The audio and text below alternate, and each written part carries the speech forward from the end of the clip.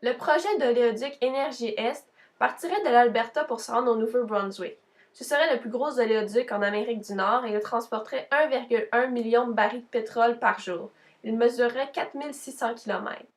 Le projet d'oléoduc Énergie-Est sera abordé sous le thème de l'acceptabilité sociale, qui est un dialogue collectif entre la population, le promoteur et les communautés touchées par un projet, dans le but d'arriver à un consensus pour établir les règles qui devront être respectées.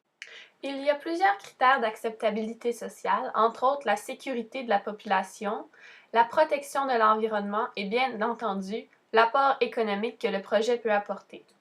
Au Québec, la majorité de la population est contre le projet d'oléoduc Énergie-Est, entre autres les 82 maires de la grande région métropolitaine de Montréal, car ils veulent protéger la population. L'un des questionnements les plus préoccupants qu'ils ont est à savoir que se passerait-il s'il y avait un déversement de pétrole et que la traînée de pétrole restait présente après plusieurs jours dans l'eau, car c'est un cas probable qui peut arriver entre autres s'il y a un déversement dans la rivière des Outaouais. M. Guy Coderre, enseignant au Centre national en traitement de l'eau, va développer la question. À savoir que pour les stations du Grand Montréal, il y a 26 stations de purification de l'eau autour du Grand Montréal. 23 de ces stations-là n'ont aucune source d'eau alternative. Si l'eau qu'ils prélèvent du fleuve, de la rivière des Prairies ou de la rivière des Mille-Îles est contaminée par des hydrocarbures, ils devront stopper leur prise d'eau.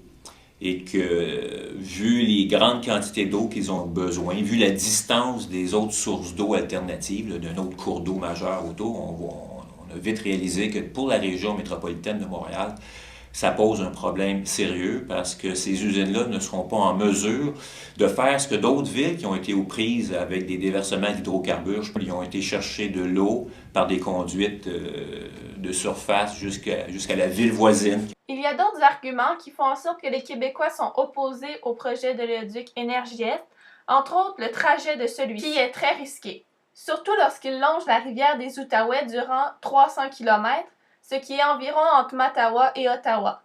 Alors qu'un oléoduc devrait être le plus éloigné possible des cours d'eau les plus importants, de plus, la mise en marche de l'oléoduc entraînerait une hausse mondiale de GES d'entre 0,7 et 4,3 millions de tonnes de GES, due entre autres à une plus grande exploitation des sables bitumineux.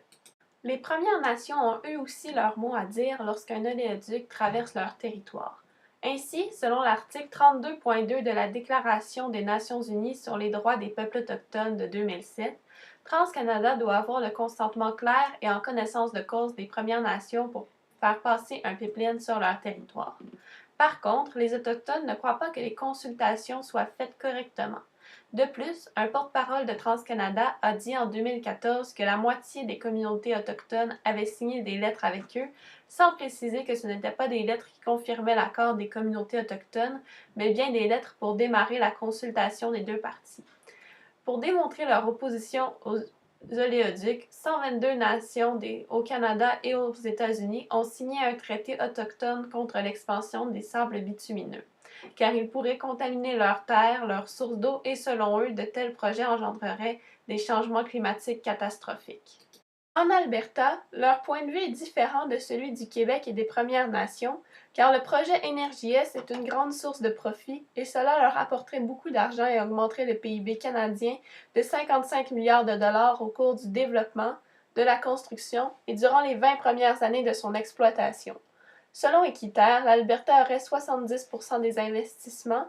De plus, le projet leur apporterait des emplois, entre autres pour la construction de l'oléoduc, mais aussi pour l'augmentation de la productivité de pétrole, car il devrait extraire 1,1 million de barils de pétrole de plus par jour.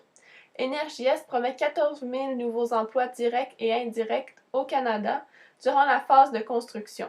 Selon l'IRIS, 75% des emplois liés au secteur pétrolier qui sont créés sont en Alberta. Le projet créerait 499 emplois directs en Alberta durant la phase d'exploitation, mais il n'en créerait que 33 au Québec, selon TransCanada. On peut donc conclure que le Québec et les Premières Nations sont opposés au projet Énergie-Est pour des raisons environnementales, mais surtout pour la sécurité de la population, alors que l'Alberta supporte le projet pour son apport économique et sa création d'emplois. L'objectif de l'acceptabilité sociale étant d'arriver à un accord entre la communauté visée et l'entrepreneur, entre autres, L'une des solutions qui doivent être envisagées pour l'acceptation d'un projet comme Énergie Est au Québec est qu'il faut sécuriser davantage le léoduc, par exemple en ajoutant des clapets anti-retour dans les pentes, mettre un système qui détecte les fuites en dessous de 1,5% dans les zones plus à risque, comme les milieux humides ou les traverses de cours d'eau. Comme l'environnement et la sécurité de la population sont très importants au Québec, l'entrepreneur doit écouter ceux-ci et leur prouver que le projet est sécuritaire, ce qui n'a pas été réussi à ce jour.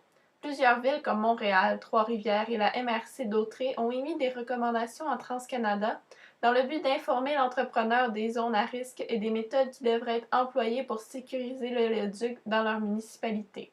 Ces villes sont opposées au projet sous sa forme actuelle, mais si le promoteur leur donne des raisons valables de croire que le projet est plus sécuritaire, cela pourrait mener à des ententes.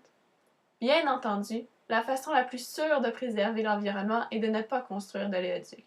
Mais si jamais le projet est accepté par le gouvernement fédéral, aussi bien qu'il soit le plus sécuritaire possible.